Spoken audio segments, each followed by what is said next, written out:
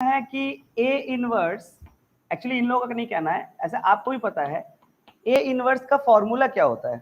आप लोग अगर याद हो तो मैंने बताया था ए इनवर्स का फॉर्मूला होता है ना एडजॉइंड ए बाई मॉड ए या फिर डिटर्मिनेंट ऑफ ए। अब यहां से एक नया चैप्टर मिला, कहानी सुन बढ़िया से, कहानी सुनना पड़ेगा। अब ये पढ़ क्या रहे अपने को समझ में आना चाहिए। वो ये है कि मैंने जो बताया कि ए इनवर्स मतलब होता है adjoint A by mod A, ठीक है। अच्छा रुक जा, इसका ना एक सेम चीज तुम लोगों ने क्लास 10 में पढ़ा हुआ है। अरे क्लास 10 में वो पढ़ा था, याद है? अरे वो कहते थे ना लीनियर इक्वेशन के प्रॉपर्टीज में बताते थे, कंसिस्टेंट इनकंसिस्टेंट मेनी सोल्यूशन बताते थे। हाँ, a1x plus b1y plus c1 equals to 0, a2x plus b2y plus c2 equals to 0। बताइए a1 by a2 equals to b1 by b2 equal to c1 by c2 अगर हुआ तो consistent with infinitely many solution, ऐसा कुछ था क्या? हाँ, उसी तरह का लुक अलाइक पिक्चर है। मैं बस थोड़ा सा वो वाला पार्ट तुम लोगों को मतलब के साथ क्लियर है? हाँ ठीक है, क्लास 10 वाला पार्ट आप लोगों को मतलब के साथ क्लियर है?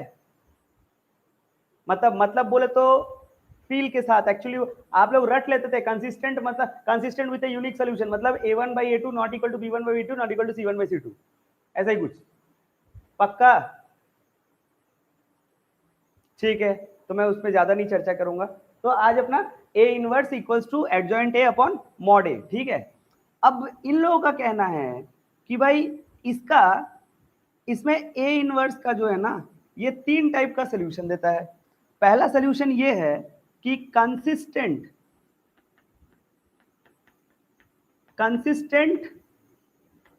With unique solution. बता इसका मतलब क्या है? कंसिस्टेंट विथ यूनिक सोल्यूशन मतलब कंसिस्टेंट विथ यूनिक सोल्यूशन। दूसरा वाला बोलता है consistent with infinitely many solutions. बढ़िया से सुनना, आज का लेक्चर बहुत इंपॉर्टेंट है। अच्छा, तीसरा वाला क्या बताता है? इनकंसिस्टेंट, ब्रैकेट में यहां पे वो लोग लिखता है no solution.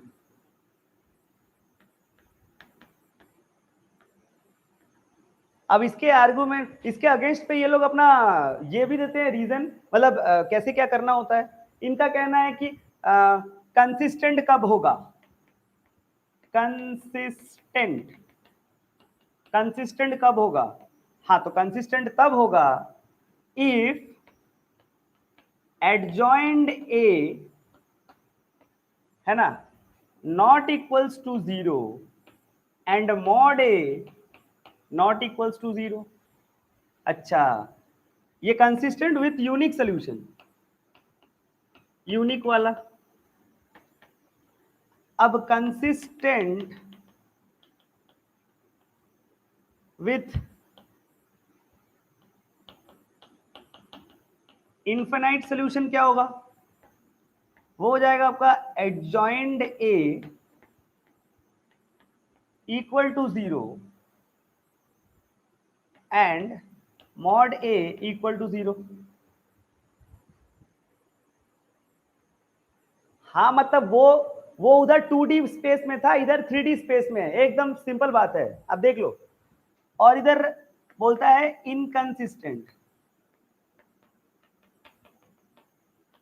Inconsistent no solution.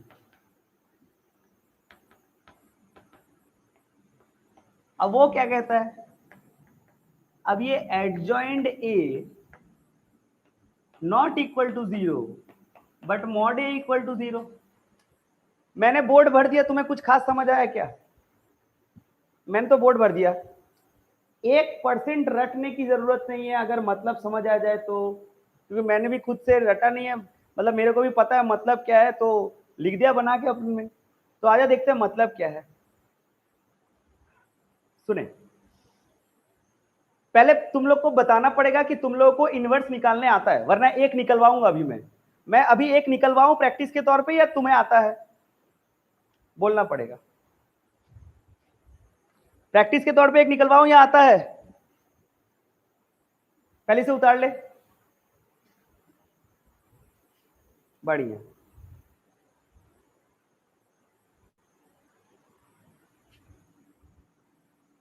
अच्छा निकलवाइए, कोई बात नहीं, ये लिख लिया ना बोर्ड में, ठीक।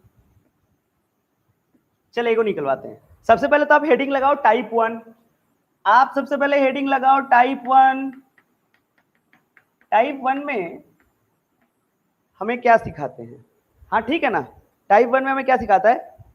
x plus 2y plus Z equals to 7। तीन इक्वेशंस लिखिए। नहीं निकालो निकालो निकालो। x plus 3z equals to 11। अरे निकालो यार, क्या दिक्कत है? और एक है 2x minus 3y equals to 1। ठीक है। अच्छा, तो सबसे पहला इंपॉर्टेंट बात, हमें ऐसा लिखना होता है, कोई भी इक्वेशंस को आपको ऐसे लिखना पड़ेगा, ax equals to b format. I can write like some kind of a is a matrix, okay, a matrix multiplied by x matrix equals to b matrix. वो कैसे? What is a? A is nothing but the coefficients of these x y z. अब बताइए, 1 2 1 1 2 1, इधर 1 0 3।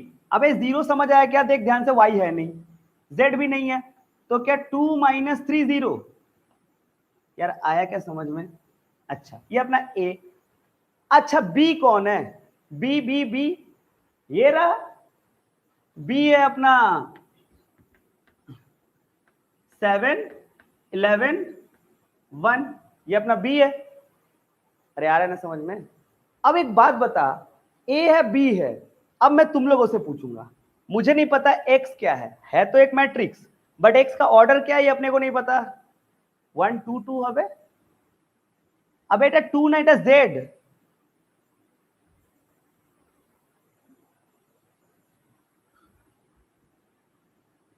কি এগুলো? खैर, तो अब मैं तुम्हारे सामने बोलूं, बताओ तो, যে এটা আছে, যে এক্সটা আছে, আর যে বিটা আছে। यार बी तुम्हें साफ साफ समझ आ रहा है, 3x1 पांडे, सही है क्या? ओहो उल्टा लिखा, 1x3। और ए क्या है? 3x3। कौन बताएगा मेरे को एक्स का ऑर्डर क्या होगा? एक्स का ऑर्डर क्या होगा, कौन बताएगा? बता सकता है क्या एक्स का ऑर्डर? यार बताना पड़ेगा यार, एक्स में ऐसा क्या रखेंगे? क्या एक्स का ऑर्डर हम 3x1 रख दे? नहीं, इसका भी तो 3x1 ही है, 3 रो 1 कॉलम है ना। हाँ ठीक है ठीक है ठीक है, इसका ऑर्डर क्या रखा जाए रे? देख इसका भी 3x1 होगा ना, तभी इसका 3x1 आएगा, देख ले। यानी होगा क्या सीन? 1 2 1 1 0 3 2 माइनस 3 0। बोलो क्लियर? तो ये 3x1 कैसे लिखा जाएगा? वो होगा अपना x y z, और यहां पे आएगा 7 11 1। ये स्टेटमेंट मैंने लिखा, ये यही स्टेटमेंट तुम्हें नहीं लिखना है, ये मैं तुम्हें फील करवाने के लिए लिखा है ना। क्यों? कि ये 3x3, ये 3x1, और ये XYZ। अब कई लोग पूछते हैं सर XYZ ऐसे क्यों है, रो वाइज क्यों नहीं? वो आंसर इसलिए है क्योंकि आपको निकालना क्या है, at the end of the day आपको ये तीनों इक्वेशन सॉल्व करना है। पहली बात, at the end of the day अपने को तीनों इक्वेशन सॉल्व करना है, मतलब XYZ का वैल्यू निकालना है। अच्छा, मतलब XYZ एक कॉलम में तो आना पड़ेगा। अब वो आएगा कैसे उसका आप बताइए ना। आपके पास तीन इक्वेशन क्या जिंदगी भर रहेंगे? अगर जिंदगी भर तीन इक्वेशन रहेंगे तो इधर का वैल्यू क्या जिंदगी भर ऐसे ही होगा? अबे 7 11 1 इक्वल टू में तो एक ही वैल्यू आता है, तो आपका बी तो हमेशा ऐसे 3x1 में ही आएगा। और आप अगर थर्ड थ्री वेरिएबल का इक्वेशन, ये लीनियर इक्वेशन इन 3 वेरिएबल्स है, तो 3 वेरिएबल का 3 इक्वेशन माने 3x3 ये हमेशा होगा। तो मतलब क्या हमेशा आपका x तो XYZ का 3x1 मैट्रिक्स ही होगा। ये कंफर्म है, यही पैटर्न है, रट लो। बोलो क्लियर। अब आगे का कहानी सुनो। आगे क्या होता है, आपको तो एक्स मैट्रिक्स को निकालना है ना, तो क्या बोला गया, एक्स मैट्रिक्स को निकालने के लिए क्या बोला गया, वो बोला गया कि नॉर्मल कॉमन सेंस क्या कहता है, ओहो बी बाई ए, तो पर मैट्रिक्स में तो डिवीजन, मैट्रिक्स में डिवीजन नहीं होता है ना, तो फिर उसको क्या करना पड़ता है, एक्चुअल रूल क्या है, multiplying A inverse on both sides. आप इधर ए इनवर्स मल्टीप्लाई करिए ए एक्स, ये भी वो लाइन है जो आपको नहीं लिखना है, मैं बस समझा रहा हूं, अभी पूरा कहानी का फील दे रहा हूं। ए इनवर्स दोनों तरफ मल्टीप्लाई किया पांडे, कई लोग सोच रहे बता दीजिए क्या लिखना है, ठीक है, तो ए इनवर्स ए क्या हो जाएगा, यार मैं बताया था तुम लोग को, ए इनवर्स ए क्या हो जाएगा, एक दूसरे को कैंसिल कर देगा, है ना, तो यहां पे क्या पड़ा रहेगा, X equals to A inverse B. बोल समझ आया।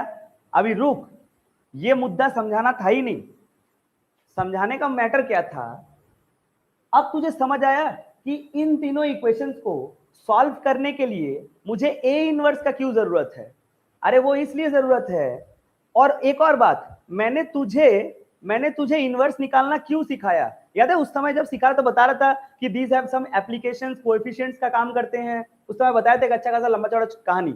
तो अबे रुकना, मैं क्या बोल रहा हूं कि ये अब तुझे पता चलेगा ये ए है, इसका इनवर्स निकालूंगा, अबे इसका इनवर्स निकालोगे तो कोई मैट्रिक्स ही निकलेगा ना, है ना, ए इनवर्स, अब फिर वो ए इनवर्स को बी के साथ मैट्रिक्स मल्टीप्लिकेशन करूंगा, तो जो आएगा वही एक्स वाई जेड का वैल्यू होगा। पहले बता करना क्या वो क्लियर है, फिर तब हम आगे बढ़ेंगे, क्योंकि आप सोचो ना 3x3 मैट्रिक्स का इनवर्स मारोगे तो भी क्या 3x3 आएगा, अबे ऑर्डर तो 3x3 आएगा ना, और बी का क्या है, बी का अपना 3x1, अभी दोनों को इंटू मार सकते हैं क्या, हाँ मार सकते हैं, आंसर किस में निकलेगा, फॉर्मेट में, वो भी आपका 3x1 निकलेगा, और तभी यही x होगा, इसका भी 3 आएगा ऐसे, इसका भी x y z 3 आएगा, हम लोग बोल देंगे ये x ये y ये z। बोलो क्लियर। मैं तुम्हें फॉर्मेट समझा रहा हूं, मैं तुम्हें फॉर्मेट तुम्हारे दिमाग में डाल रहा हूं, ये करना होता है।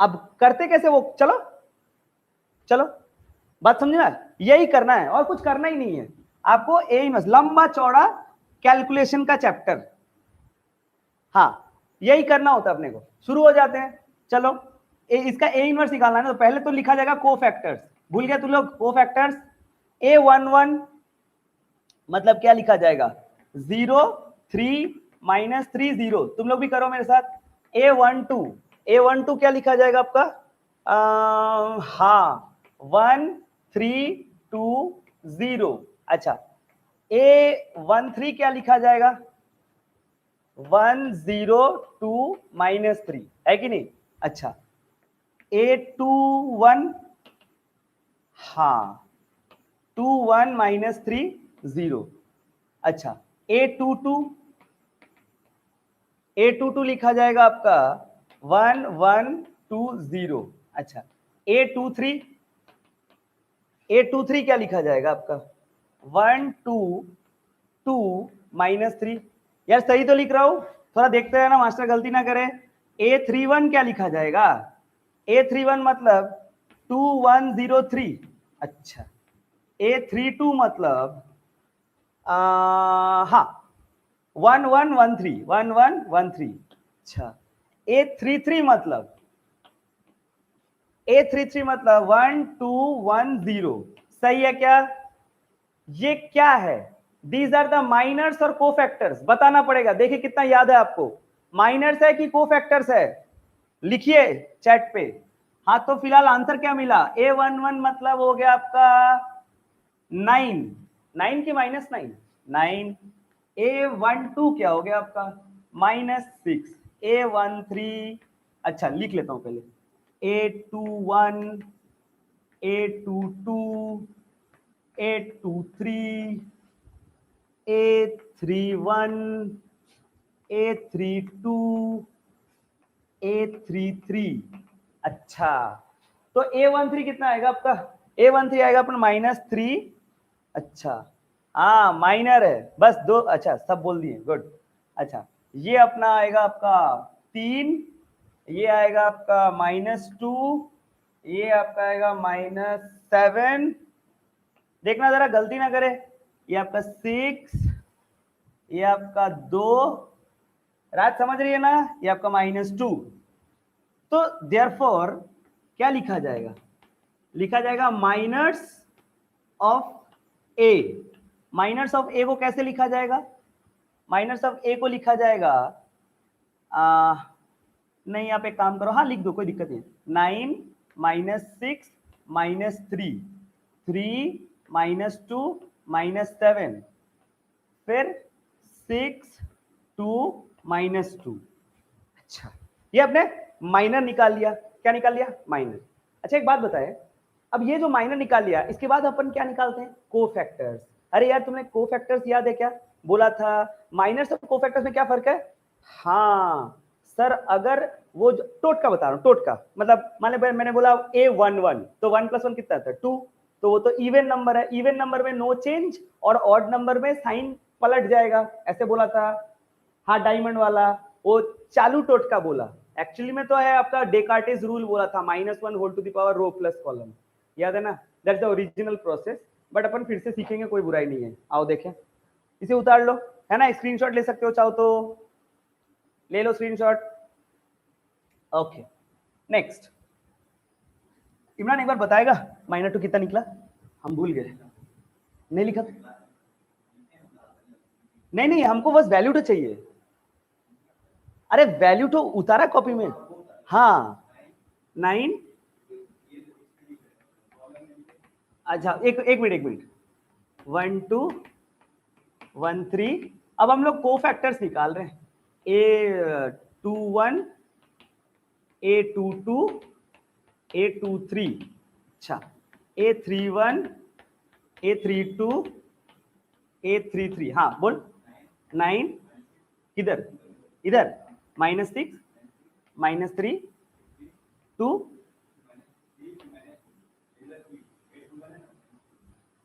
-3 है, 3 -2 -7 6 2 -2। अच्छा एक बात बता, हाँ साइन चेंज होगा कौन से, ऑड पोजीशन पे साइन चेंज और इवन पोजीशन पे नो चेंज, यही रटने वाली बात है। आइए, तो ये तो इवन पोजीशन है नो चेंज, ऑड पोजीशन है मतलब साइन चेंज प्लस हो जाएगा, इवन पोजीशन है नो चेंज, ऑड पोजीशन है साइन चेंज हो जाएगा, नो चेंज। अच्छा यहाँ पे आएगा अपना प्लस, यहाँ पे नो चेंज, यहाँ पे आएगा अपना माइनस, यहाँ पे नो चेंज, सही है क्या। अब ये बना कोफैक्टर, क्या बना, ये कोफैक्टर्स ऑफ ए, है ना। अच्छा इसके बाद अपने को क्या करना पड़ता है, ट्रांसपोज, कोफैक्टर्स का transpose, transpose of the cofactor matrix, cofactor matrix को ट्रांसपोज कर दिया जाए तो क्या आएगा, आप लोग बताइए। मतलब ये जो रो में लिखा है इसे कॉलम, और कॉलम वाला रो, तो 9 -3 6 6 -2 -2 -3 7 -2, क्या बोलते हो यार, सही है क्या। अब बोलो ये क्या निकला, कोफैक्टर मैट्रिक्स को ट्रांसपोज करने के बाद जो निकलता है उसे ही कहते हैं एडजॉइंट, क्या कहते हैं, एडजॉइंट। सो एडजॉइंट ऑफ ए आपको मिला, बोलो क्लियर। अभी आपको क्या बोला गया है, आपको बोला गया XYZ का वैल्यू निकालना। अच्छा ये तो एडजॉइंट बोला, इनवर्स कैसे निकालेंगे, इनवर्स के लिए तो ए इनवर्स का फॉर्मूला है ना, एडजॉइंट ए बाई मॉड ए, उसके लिए तो आपको मॉड ए चाहिए। आइए, तो डिटर्मिनेंट ऑफ ए, ये तो तुम लोगों को सबको निकालने आता है, 11 से निकाल रहे हो, ओके। तो ए मॉड क्या तुम लोगों को आता है निकालने में, 1 ब्रैकेट, इसको जो इसको पकड़ेंगे रो कॉलम हटा देंगे, अपना 0 0 माइनस माइनस प्लस, तो मतलब 0 + 9 -2, क्या सबको ये आता है, 0 -6 +1, क्या सबको आता है -3 - 0, जिसका मतलब 9 + 12 - 3 क्या 18? Okay, thank you Dubey. Mod A आया 18 और उस पे पता है आपको लिखना पड़ता है, क्या लिखना पड़ता है वो सुने। ये जो मॉडे इक्वल्स टू 18 आया, कॉमा देख के लिखना पड़ता है which is not equals to 0, therefore A is invertible. आप ध्यान से सोचो तो अभी तक एक भी चीजों का आपको लॉजिक नहीं बताया, खाली रूल बताते जा रहा हूं, ऐसा होता है तो ऐसा होता है। मैं सबका लॉजिक एक बार में बताऊंगा, आपको क्लियर हो जाएगा। ए इज इन्वर्टिबल लिखना पड़ता है। ओके, तो एडजॉइंट निकाला, डेट ए या फिर मॉड ए निकाला। अच्छा, इसको एक बार स्क्रीनशॉट ले लो, मिटा देता हूं। ओके,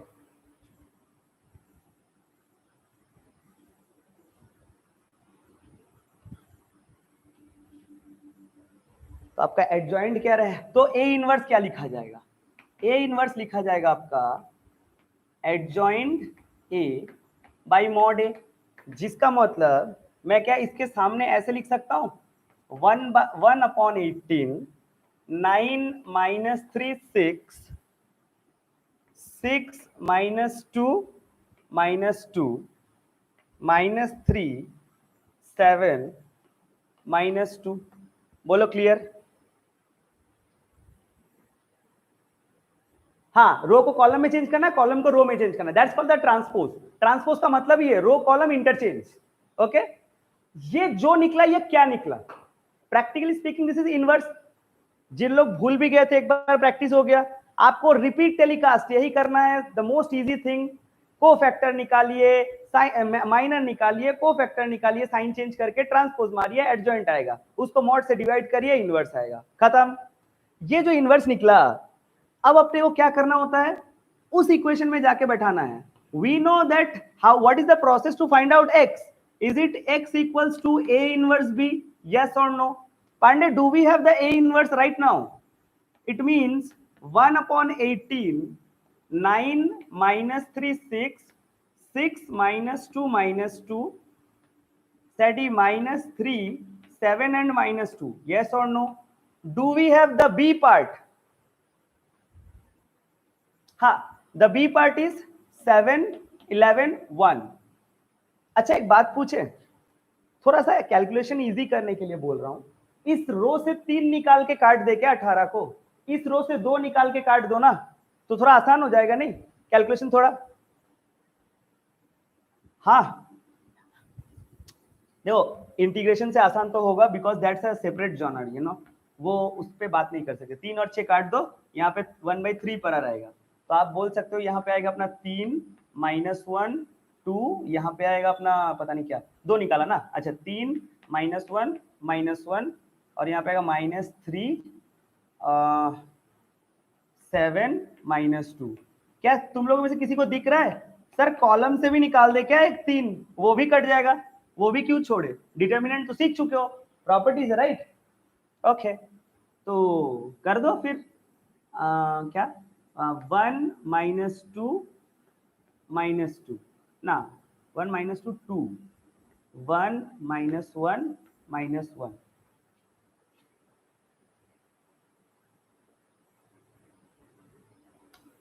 ओ तेरी, आई एम सो सॉरी, एक छोटा सा गलत बात बता दिया। ये तो मैट्रिक्स है ना, ये डिटर्मिनेंट नहीं है, मतलब डिटर्मिनेंट के प्रॉपर्टीज मैट्रिक्स में नहीं लगा सकते, 18 से डिवाइड नहीं कर सकते वैसे। सो सॉरी, इसको इधर ही रहने दो, सो सॉरी। चलो मल्टीप्लाई हो जाए, डिटर्मिनेंट के प्रॉपर्टीज नहीं लगा सकते, 1/18 रहने दो। अच्छा, मल्टीप्लाई कैसे करेंगे देखो तो जरा। हाँ ठीक है ठीक है, sorry, I am so sorry, देखिए नहीं था मैं इसके साथ। अच्छा, मैट्रिक्स मल्टीप्लिकेशन करना है तो बोला था ना, ये और ये याद रखो, इसके साथ इसको मल्टीप्लाई, 9 7 जा 63। अच्छा 63 और यहाँ पे -33 और ये +6, ये एक एलिमेंट है।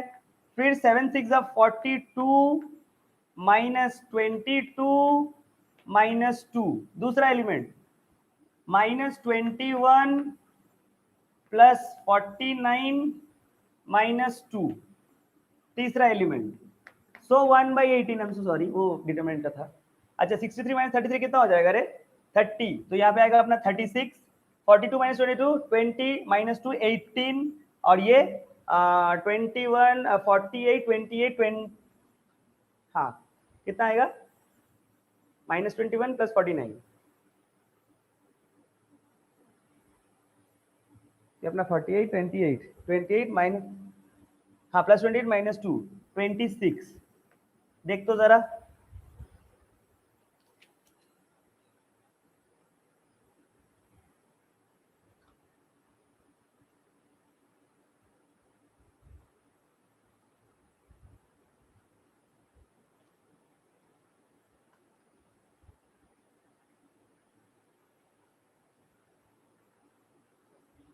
अच्छा ये 77 होगा ना? हाँ 77 होगा। हाँ तो 77 54 होगा क्या? अच्छा हाँ ठीक है। अरे बाप रे, इतना सारा 7 नहीं प्रतीक, 54 होगा। हाँ अब 18 से सारे एलिमेंट्स को डिवाइड कर सकते हो, तो क्या आएगा? 2 1 3। क्या यही सब x के वैल्यूज है?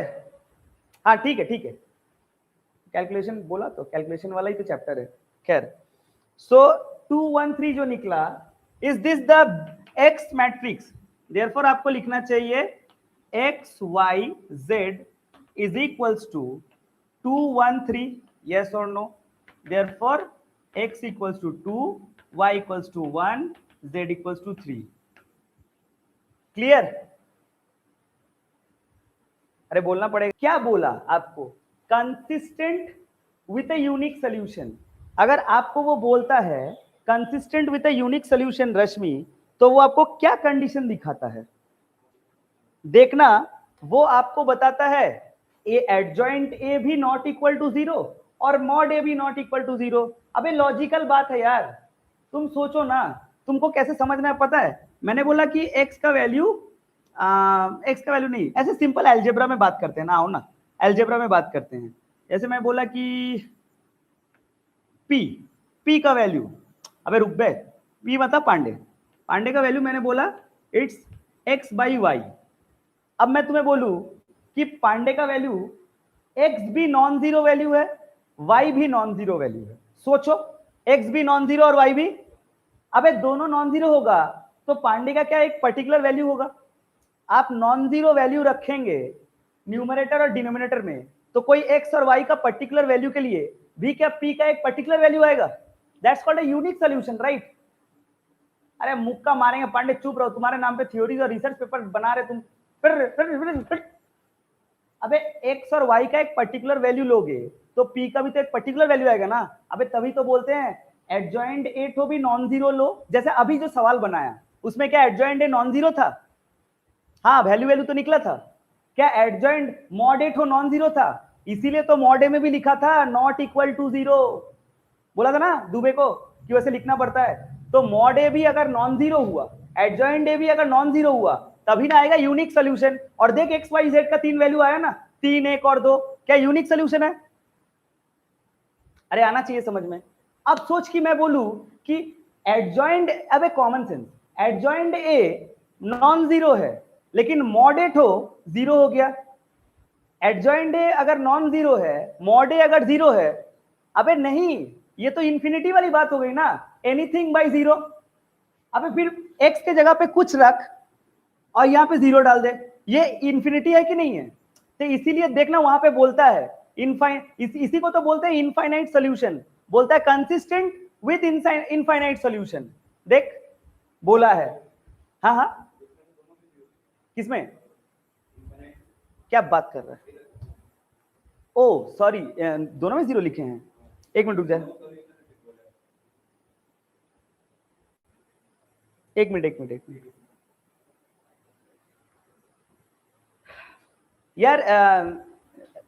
मॉडे को जीरो और एडजॉइंट को, अच्छा रुक, मॉडे को जीरो और एडजॉइंट को नॉन जीरो में क्या लिखे हैं?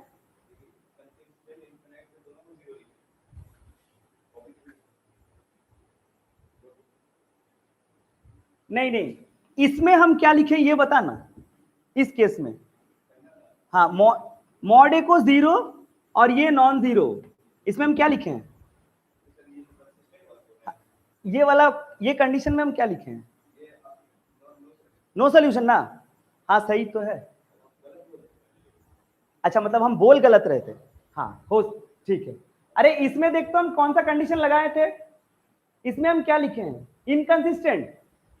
अगर इसमें इनकंसिस्टेंट लिखे हैं तो ये सही लिखे हैं, हो सकता है अभी हम बोल गलत रहे थे। खैर माय मिस्टेक दैट। अच्छा तो नो सोल्यूशन क्यों लिखा, समझ आया?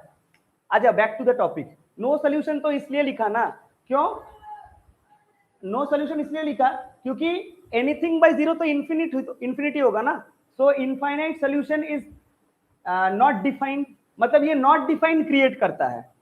आपको याद है ना 1090 का वैल्यू, 1090 का वैल्यू कितना होता है? We can't say that's infinite. Infinite मतलब इनफाइनाइट सॉल्यूशन मत समझ लेना। तुम बोलोगे जैसे तो हम हर जगह पे कनेक्ट कर देंगे। क्या तुम्हें लिटरली अनडिफाइंड का मतलब आता है पता? हेलो, हाँ 5 5 5 5। हाँ हाँ नहीं, मैं बस पूछ रहा हूं क्या तुम लोगों को इन्फिनिटी अनडिफाइंड का मीनिंग पता है? क्या पता है? फिजिक्स का मतलब अलग होता है, ह्यूज वैल्यू, लार्ज वैल्यू। हाँ एकदम सही, प्रतीक एकदम सही लिखा। अनडिफाइंड मतलब नहीं पता। अबे तो नहीं पता तो नो सॉल्यूशन, नहीं पता मतलब तो नो सॉल्यूशन ना। पांडे ये गलत बात है, जो रेंज में ना हो, गलत बात है। तुम्हें नहीं पता मतलब नहीं पता। तुम बोलोगे तो उसका एग्जाम्पल देंगे, देख क्या एग्जाम्पल? अच्छा सोच मैं तुझसे पूछूं, इधर देख, मैंने ये क्लास में ही बताया था, तभी प्रतीक को याद है। मैं तेरे को पूछूं कि बता 4/2 क्या है? सिंपल सिंपल बातचीत करते हैं। 4/2 क्या है? इट्स 2 नहीं, इट्स 2 टाइम्स। इट मीन्स कि how many times the denominator is added by itself to get the numerator, which means 2 plus 2 equals to 4. Is it? आपको अगर ये कंसेप्ट समझ आती है तो आप 9/1 बोल सकते हैं। It's definitely 9 times. आप डिनोमिनेटर को 9 बार ऐड करिए, you will get the numerator. If I simply ask you what is 1/0, can you tell me? इसका करेक्ट आंसर है नहीं पता भाई, नहीं पता। क्या बहुत बड़ा वैल्यू? देखो यहां से कैसे पता चलता है नहीं पता और रेंज में नहीं है और ह्यूज वैल्यू, ये सारी बातें गलत कैसे हो जाती है? आप अगर बोलते हो बहुत बड़ा वैल्यू, मतलब क्या है? 0 को 1.5-2 करोड़ बार ऐड करूं तो शायद 1 आए, आएगा क्या? तुम 5 करोड़ भी लगा लो तब भी वो 1। तो मतलब करेक्ट आंसर क्या है? बड़ा वैल्यू है कि नहीं पता? बात समझ आ रहा है? That is the true meaning of undefined. Undefined मतलब होता है you can not answer, it's nothing but like huge values. Low 5 crore bar add करें क्या 0 को, आएगा 1 कभी? बोलो समझ आ रहा है क्या? Now this is the true meaning of undefined. Okay, इसलिए यहां पे लिखते हैं नो सोल्यूशन। नो सोल्यूशन लिखा है भाई, पॉसिबल नहीं है सोल्यूशन। क्लियर? अब आगे वाला सुन। उसके बाद एक क्या कंडीशन दिया? Consistent with infinite many solution, है ना? अब वो उसका कंडीशन क्या हमारा? एडजॉइंट ए अपॉन मॉड ए, क्या दोनों 0 होगा? ये भी 0, ये भी 0। अबे यार लिमिट में, लिमिट पढ़ा है क्या? Limit extending to 0। अबे ये देख, एल हॉस्पिटल रूल चार्ज कब करते हैं? जब 0/0 फॉर्मेट होता है ना। 0/0 फॉर्मेट को ही तो बोलते हैं indeterminate. Now there is a very big difference in mathematics between infinite and indeterminate. When you say it's undefined, please listen this very carefully, okay? And when you say it's indeterminate, there are very two different linguistics in mathematics. If you say it's undefined, you really don't know. If you say it's indeterminate, means you know too much. It means you know too much, you know. Limit x tends to 3, x square minus 9 upon x minus 3. Can you define this? You cannot practically define this. If you put x equal to 3 here, you get the 0/0 format. Now this is an indeterminate process. That's why we use 0 by L Hospital rules, Cauchy's theorem, whatever. But that's a separate part. समझ में आ रहा है indeterminate क्या है? अब मैं इस बात को भी एक्सप्लेन कर देता हूं, रुक बे, तुमको आंसर कोई नहीं मांगा। मैं इस बात को एक्सप्लेन करता हूं कि मैंने अभी क्यों बोला कि इनडिटर्मिनेट मतलब यू नो टू मच। अरे यार 0/0 can take practically lot of shape.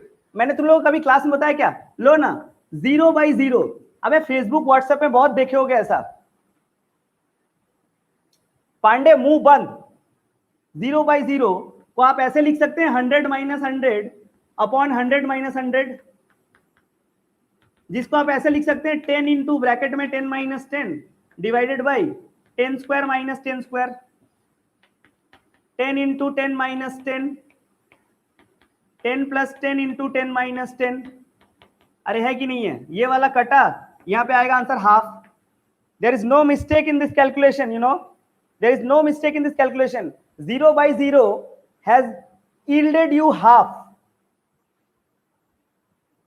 एक मिनट, हाँ बिल्कुल बिल्कुल, वो फालतू वीडियोस है, वो टाइम पास करते हैं सोशल नेटवर्किंग पे, बट उनका रियलिटी मीनिंग होता है।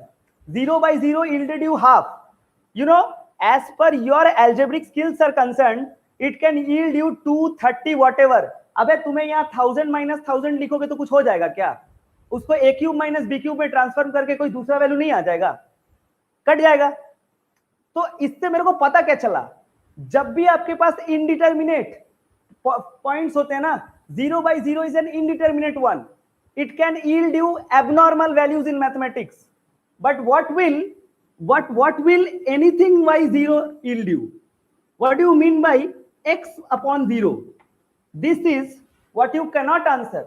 This is what you can answer too much, but abnormally। Topic clear है क्या? बोलना पड़ेगा, रिस्पॉन्स देना पड़ेगा।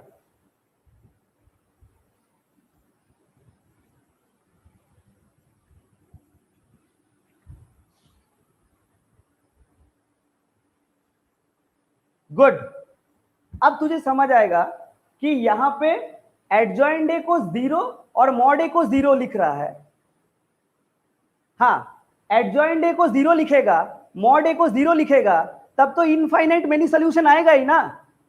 अब अगर एडजॉइंट ए को नॉन 0 लिखेगा, मॉड ए को 0 लिखेगा, तो नो सोल्यूशन आएगा ही ना। अब अगर दोनों नॉट नॉन 0 लिखेगा, तब तो यूनिक सोल्यूशन आएगा ही ना। इसमें कौन सा रॉकेट साइंस है? आया समझ में? पक्का? And hence find the solution of the equations. अभी मुद्दे की बात जानता है, एक अच्छे स्टूडेंट को डाउट कहां होता है? हाँ, ये भी एक डाउट है साक्षी, ये भी एक डाउट है तेरा, है ना? देखो मैं बता दे रहा हूँ, बारी बारी तो नहीं पूछ सकता ऑनलाइन में, बट मैं बता दे रहा हूँ। नॉर्मली होता क्या है, देख इमरान भी इधर से पूछा है कि अगर मेरे को इसका सॉल्यूशन निकालना है, अगर मेरे को इन तीनों इक्वेशंस का सॉल्यूशन निकालना है, तो मैं तो इसी से ए निकाल लूंगा ना, और उसके बाद इनवर्स इनवर्स मार के x = a inverse b into into करके तो आंसर ला दूंगा। फिर इसका जरूरत क्या है? और अगर ये a है जिसका a इनवर्स निकालना है और इसका b से इंटू मारना है, तो ये a कौन सा है बे? तो फिर देखो कैसे करना होता है। आपको क्या करना है श्रुति, आपको इसी का a ले लो, मुझे नहीं पता, ये a का आपको a इनवर्स निकाल लेना है। हाँ ठीक है, मैं समझ रहा हूं, इसका लेना है, आप इसका निकालो ना। मैं आपको घड़ी में गिन के 4 मिनट्स दूंगा, घड़ी में गिन के 4 मिनट्स में आप मेरे को इसका a इनवर्स निकाल दीजिए। 4 मिनट्स दूंगा, इसका a इनवर्स आप निकालिएगा, मैं टाइमर देख रहा हूं। 4 मिनट्स इसका a इनवर्स निकाल दीजिए, गलत मत करना तुम लोग। इनवर्स सबका यही आया अपना 1/10 422 -505 और पता नहीं क्या है, देख के लिख देता हूं। हाँ 1 - 2 3। अच्छा भाई बहुत बढ़िया, तो आपका इनवर्स आ गया। अब सुने इधर ध्यान से, अभी क्या करना है, अभी तो आप लोगों को पता होता है ना, वही सब करना है, x = a इनवर्स b। लेकिन वो तो कर ही नहीं सकते। क्यों नहीं कर सकते? क्योंकि जो a हो वो है, वो a तो ये नहीं है, और ये जो ये है ये वो नहीं है। तो एक्चुअली में आप अगर यहाँ पे ax = b लिखेंगे तो वो क्या होगा? वो तो ये होगा ना कि 1 2 और 1, जिसका मतलब आएगा -1 1 1, और बोल बोल 1 -3 1, ऐसा आएगा ना।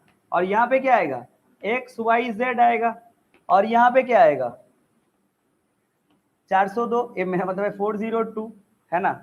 अच्छा, अब सोच कि जब अगर ये ए होता, अब सुनो यहीं पे कहानी है, इसी को टाइप 2 बुलाते हैं। अगर ये ए होता, एक मिनट, ये तो ए ही है, तो वो क्या है। अच्छा, अगर मैं इसे ए मानूं, बताना पड़ेगा, अगर मैं इसे ए मानूं तो क्या वो ए ट्रांसपोज है। अगर इसे ए मानूं तो वो ए ट्रांसपोज है। तो अगर मुझे यहां पे मुझे सॉल्व करना है उसके तहत, तो क्या मुझे यहां पे A transpose X equal to B लिखना चाहिए क्या। देख ध्यान से, अगर इसे ए माना तो वो ए ट्रांसपोज है, ठीक, और इसको उधर भेज दूं तो वो क्या आएगा, X equal to A transpose का इनवर्स इनटू बी। क्या बोलता है यार।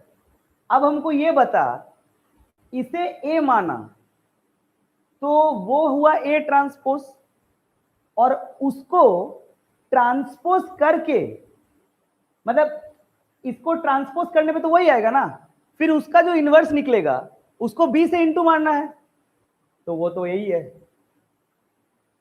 है ना। उसीलिए तो उसको पहले निकलवा के रखा। अरे बात समझ, इसका ट्रांसपोज मारा तो वो है, उसका इनवर्स निकाला तो एक, तो A transpose inverse equals to B. सही है क्या। इसका मतलब है इसका बी से उसे इंटू मार दो, XYZ आ जाएगा। कर सकता है क्या, पहले बता, क्लियर है क्या। इसी के साथ 402 इंटू मार दो ना, आ जाएगा। क्लैरिटी है क्या 100%। The solution of the equations